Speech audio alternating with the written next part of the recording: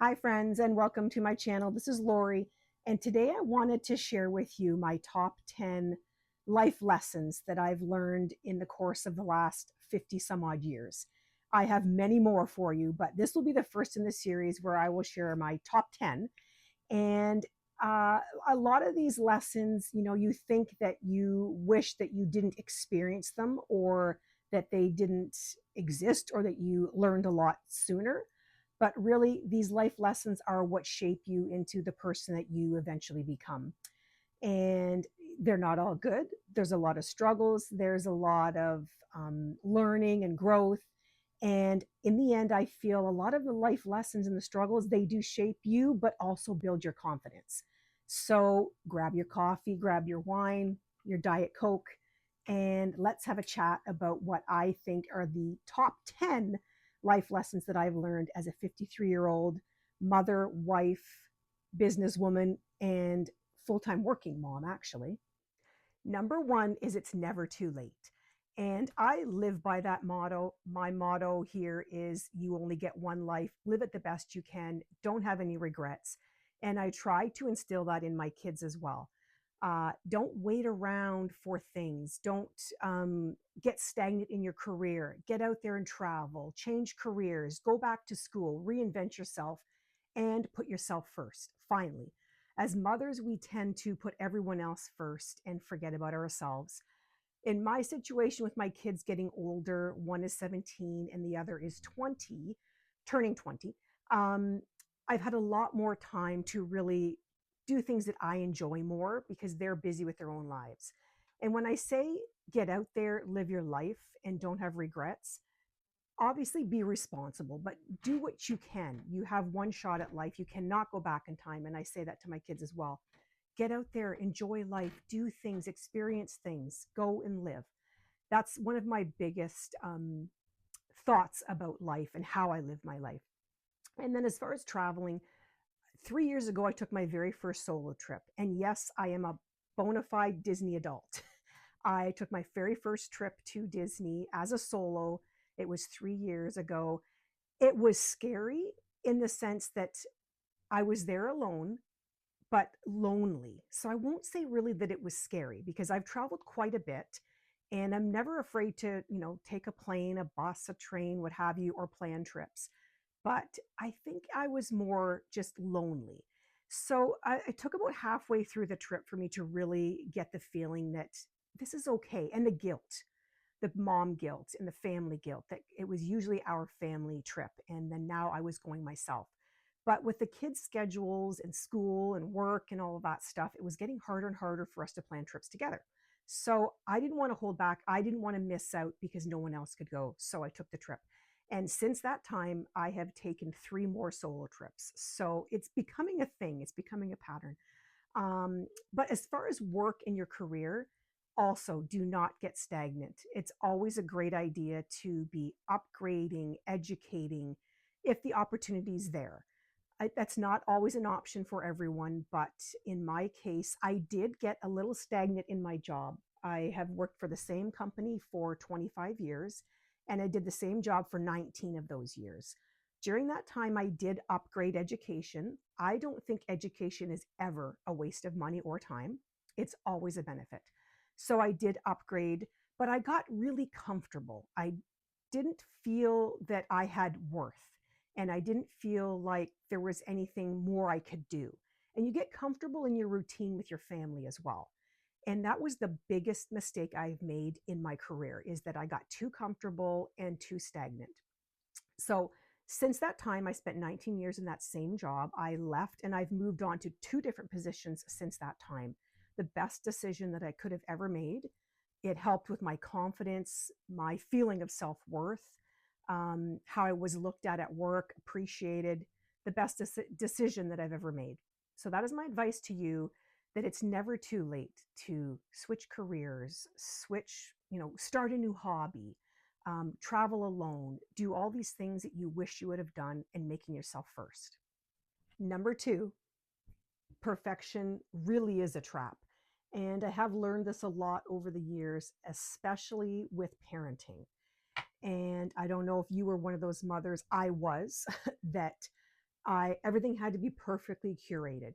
I had parties, the photos had to be perfect. We did our annual family photos. Everything had to be perfect, coordinated, and matched. And over time, I started to realize that really the kids didn't care about everything being perfect. All they care about is being with you and making memories. And we put so much pressure on ourselves for everything to look and appear perfect when no one's life is perfect. And when I look back and I look at some of the photos of my kids, the photos that you look back and you have laughs and giggles and fond memories are the ones that you look at and someone's face is sideways, or they're not in position, or they're doing something silly, because those are the real moments, and that is what matters. And as far as the kids, like I said, they don't care about all that stuff. They will remember all of the fun things that you did together. They are certainly going to remember that you hounded them for the perfect photo or the perfect outfit.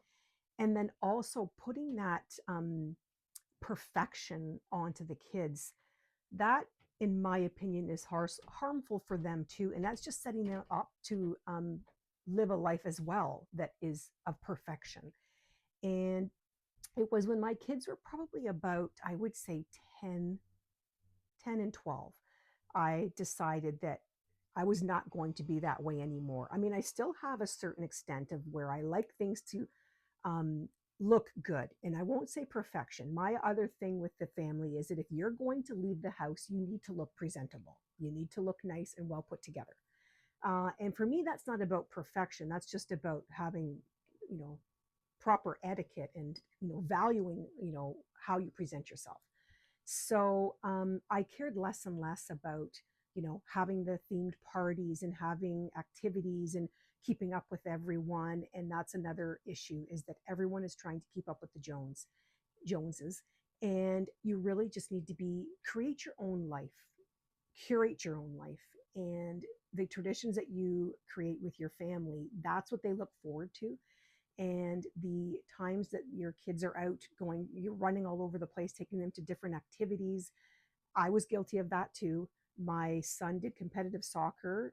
Well, he played soccer from the time he was 4 years old. He started in competitive when he was 8 until he was 17. So that was a long haul. Our daughter, she tried everything. And we wanted to give them the opportunity to try everything. In her case, she did arts and crafts, she did swimming, she did dance, she did gymnastics, um, the competitive swimming. So there was just piano. So there were so many things. They had the opportunity to try everything. And my thought was just to keep them enriched, keep them busy, keep them occupied, and that they would develop some of their own activities that they really enjoyed. Our daughter was always more artistically inclined. She did try sports as well. She did not like it. And I never forced her to participate in sports if she did not want to. She tried soccer. She didn't like it. No problem. We're done. The gymnastics, she didn't mind it. Competitive swimming, she didn't like the competitions. So we just didn't force them. I'm going on a bit of a tangent here, but the fact is that, as I said, don't worry about keeping up with the Joneses. I know you want your kids to do everything and you want to do what everyone else is doing, but do what's within your own means, of course, and do what is best for your own family, and actually talk to your kids and ask them, what do you want to do? If you're not enjoying this, and I always did that, I listened. If you're not enjoying it, it's time to give it up. And for my son, when he turned 17 last year and decided after all those years to give up soccer, it was heart wrenching as a parent to see an entire life's career, for such a young age, to give it up.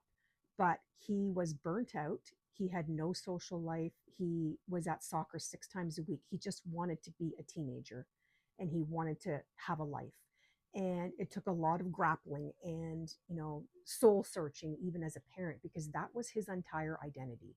But when he finally said, I am done and I do not want to continue, I have no regrets, we had to listen, which we did. So that's another conversation to have, actually, about competitive sports and all these extracurricular activities for your kids that I'm happy to come back to in another video, because I have lots to say about that, especially competitive sports. But Anyway, so that's number two, that perfection really is a trap that you don't want to get trapped in. Three, time is our most valuable currency, and spend it with people that you enjoy and spend it doing things that you enjoy. Because again, you can't go back in time and you can't gain more time, really. So that's one thing that I've learned more over the last probably 10 years, I will say. And it is that I don't want to go and spend time with people that I do not like, who annoy me, who don't respect me, who I don't trust. As you get older, your circle, in my opinion, becomes very much smaller. And because everyone is so busy and you have your own family and your own priorities, you only want to spend that valuable little bit of time that you have left with people who you actually enjoy and have fun with. So, also doing things that you enjoy. And I'm finding more and more that we really like being at home, and we spend a lot of time as a family doing things, and also with extended family, so grandparents. Um, and really, our kids enjoy just having a family dinner. And we've always made it a priority to have dinner at home at the kitchen table, everyone, no phones, no distractions. There's always a dinner at the table every night, unless someone's at work. But as far as our time outside of that and outside of the home and together, I myself, I'm very selective to what friends I spend time with, because I don't have a lot of time. I work full time. I run my house, obviously, with the help of my husband. I run a small business. I sometimes have to work evenings from my day job for different special events. So I have a very busy life. And I also still want to savor whatever time I have with my kids, who are on the tail end of their time at home. And for me, that time is the most valuable, the time that I have left with my kids. And any other time that I spend outside of the home with friends, I do cherish that time as well. And again, I'm very selective. I don't want to waste my time. And I feel like I've earned that ability to say no and prioritize the time. And a lot of people are in the same boat that are our age in our 50s. You spend less and less time with other people. So that is number three, to value the time that you have and use it very wisely.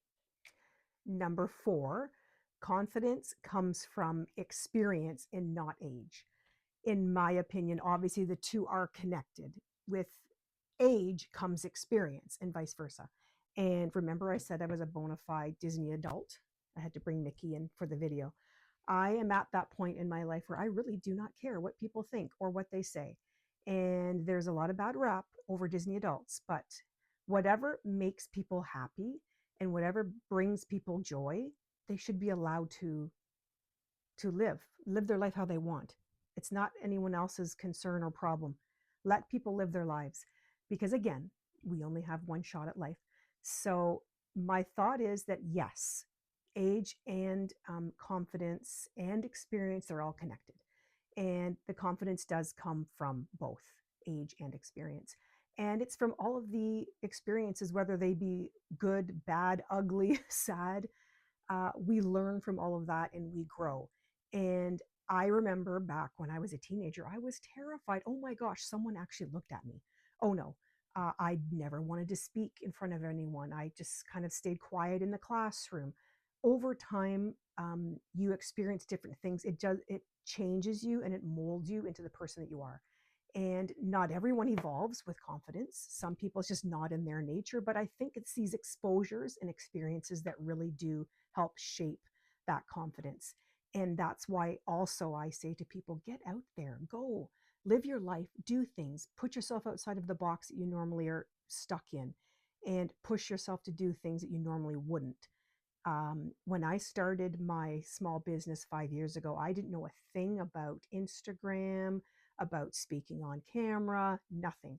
I developed all of those skills over time, and I learned everything I needed to know about having a small business myself, with the help, of course, from YouTube. But confidence, it does come with the experiences that you go through in your life. And I also remember when you're going through these things and you think it's the worst possible thing that can happen in your life, it's whatever strength you have that helps you to get through. Not everyone has that. A lot of people do, a lot of people don't. But in my opinion, again, it's important to just get out there, put yourself out there, do things that are uncomfortable. And over time, you will develop that confidence. And I've always been of the mind that I wore whatever I wanted to wear. I had an opinion about things that I had an opinion about. And even at my age, 53, a lot of people say, you shouldn't be wearing so much makeup. Why don't you have a more appropriate hairstyle? Why are you wearing all those flashy colors? Because I like it and it makes me feel good about myself. And this is who I am as a person. This is my personality. You will very rarely see me in black. I mean, black is a very good color for me, mind you, but you won't see me wearing black a lot because I love color and I always wear some sort of statement earring. I've just been very colorful with my fashion choices and my makeup as well. And again, people have an opinion. You wear way too much makeup for your age. I really don't care what people think.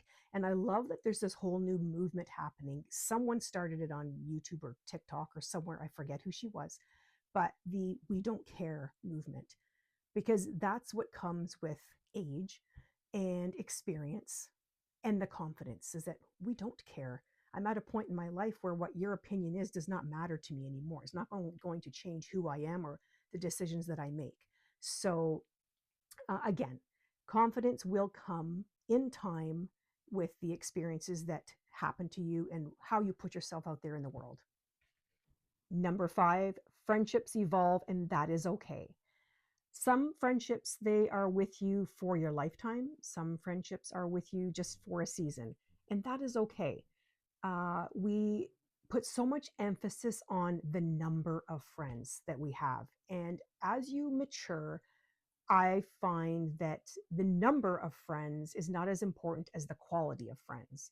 And as your life evolves and you mature and you go through the different phases and stages of life, things will change and the friendships will either change as well, or they will evolve and you will grow together. And I mean, I'm sure there's many of you there that have friendships that have lasted your lifetime. And those are the valued friendships because you know those are the people that you're going to call. You haven't spoken to them for months and they're always going to be there. Those are the treasured friendships. And there are also friendships of season. There may be, you know, from the time when your kids are small and then they evolve and they get into high school and they're involved in different sporting activities.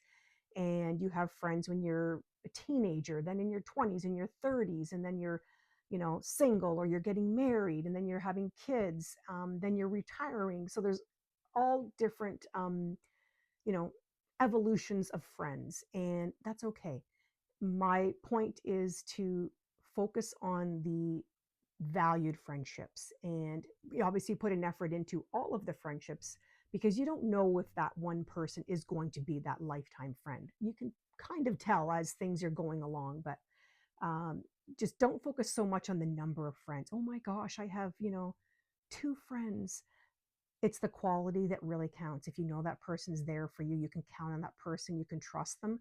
That is more important than the number of friends. And I feel like so many younger people, they are putting so much emphasis on having a huge brood of friends.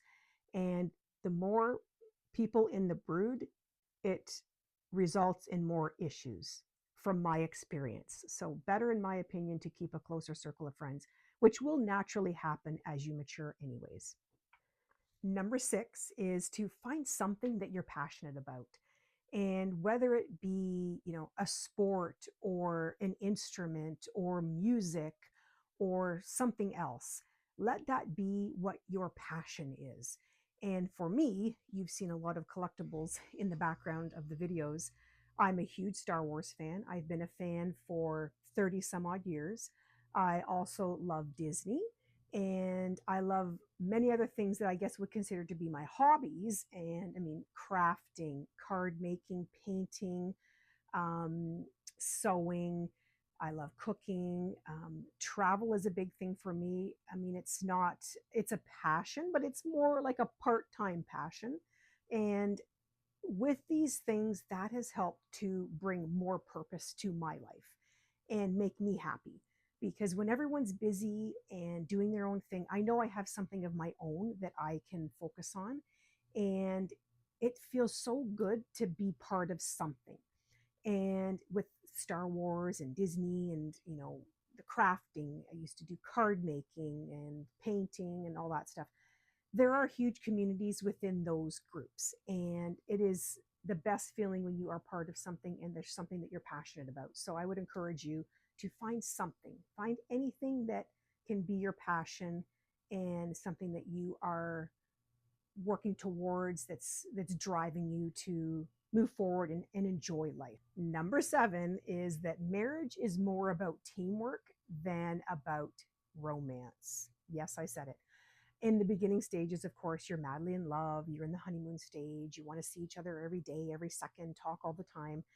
That is part of a marriage. That's the beginning stages. But over time, things evolve, things change, and that's okay, because marriage is really about having a common goal, respect for each other, and working together as a team. And when I look back on the life that I've built with my husband, we got married in 2003. So that is 22 years.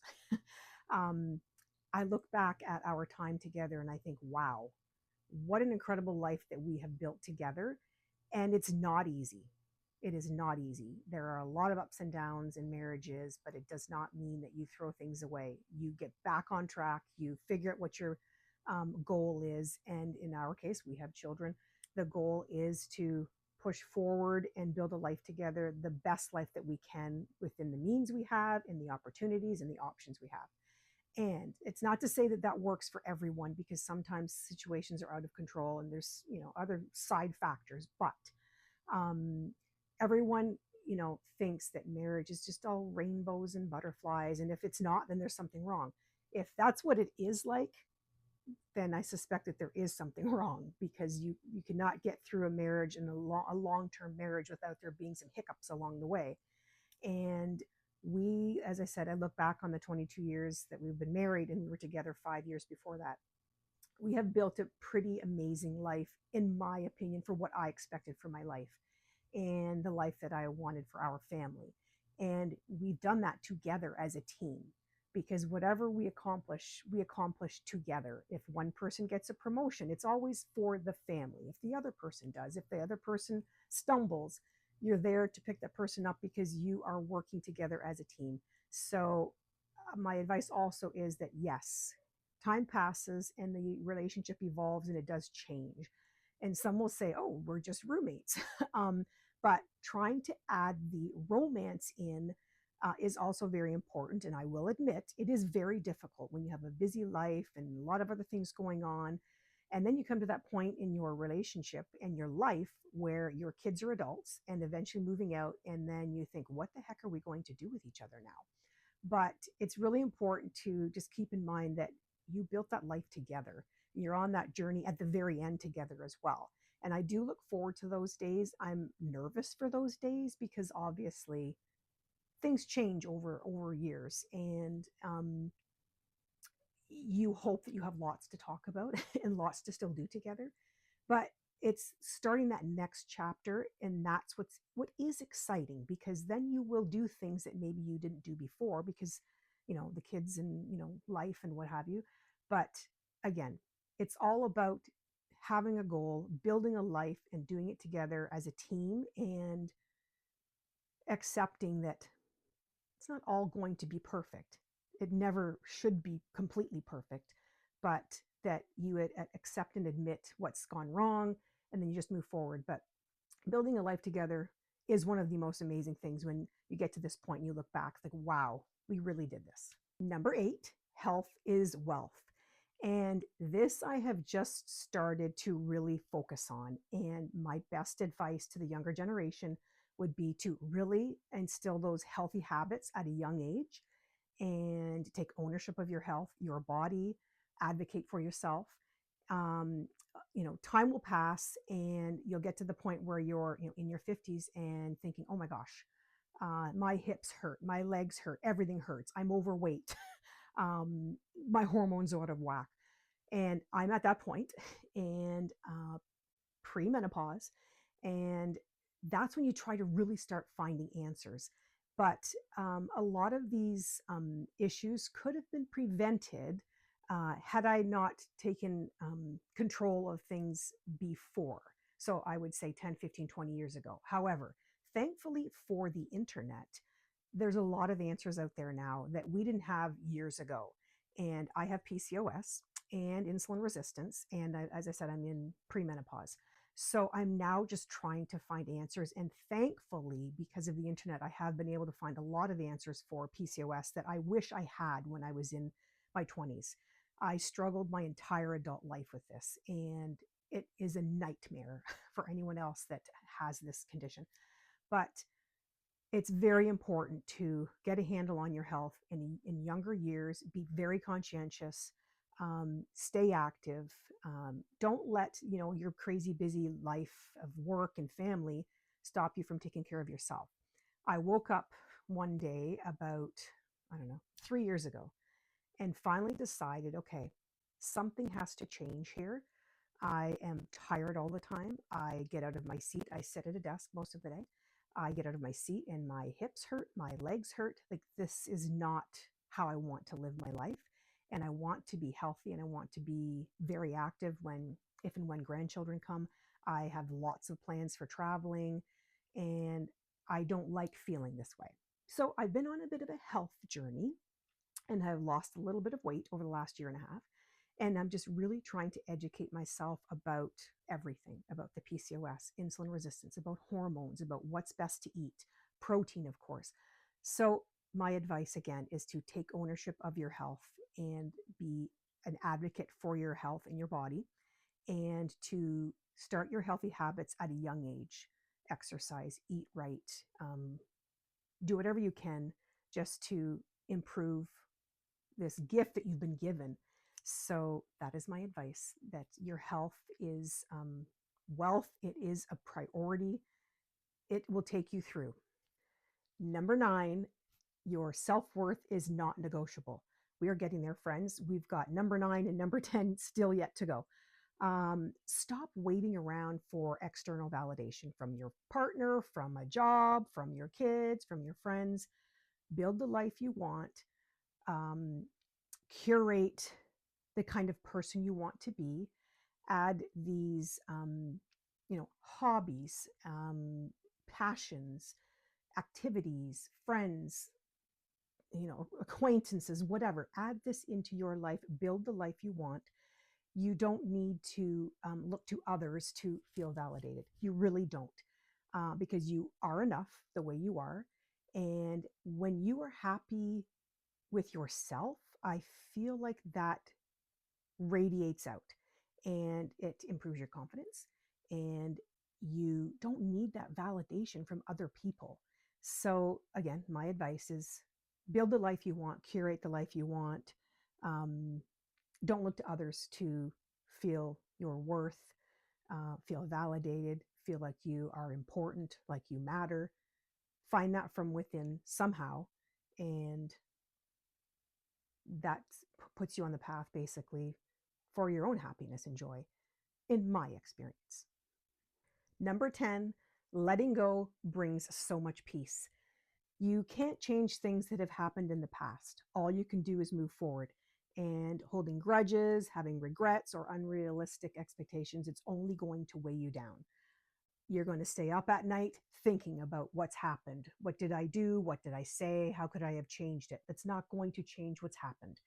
And the lessons you learn in life and the mistakes that you make, again, those build you into the person that you are going to be today. And you're going to learn from all of that. And the best you can do is just move forward. I'm a person who, I think about something for maybe a day, and then I shake myself, basically saying, okay, it's done. What's done is done. It's not going to change. Let's move on. I get upset, I get angry, whatever, for even maybe half a day. and then it's time to move on because it's done, it's over. So hanging on to things, hanging on to grudges, it's better to let things go. It doesn't mean you have to, be best friends or best buddies with that person again, but accept that what's happened has happened and you move on. It's no good is coming from hanging on to anger, frustration, annoyance. um, Better to just move forward, move on, and do what brings peace and joy to your life. Do not hold on to grudges. Do not have all these expectations of how things are supposed to be. You're not at the right place in life where you should be. All you can focus on is today and tomorrow, and how you want to change those times that you have moving forward. Thank you so much for listening to all 10 of my life lessons. That was a long one. Don't forget to subscribe, of course. And if you are ladies out there that are also in the same situation, mid 50s, with some teenagers still living at home, married, working, any of the above, I'm happy to hear what you have to say in the comments, what your thoughts are on some life lessons, if you agree with what I've said here, and if any of them resonate with you. But thanks again for being here on my channel, my new channel. I do really appreciate any of the support and that you've taken the time to watch right to the very end. Thank you so much.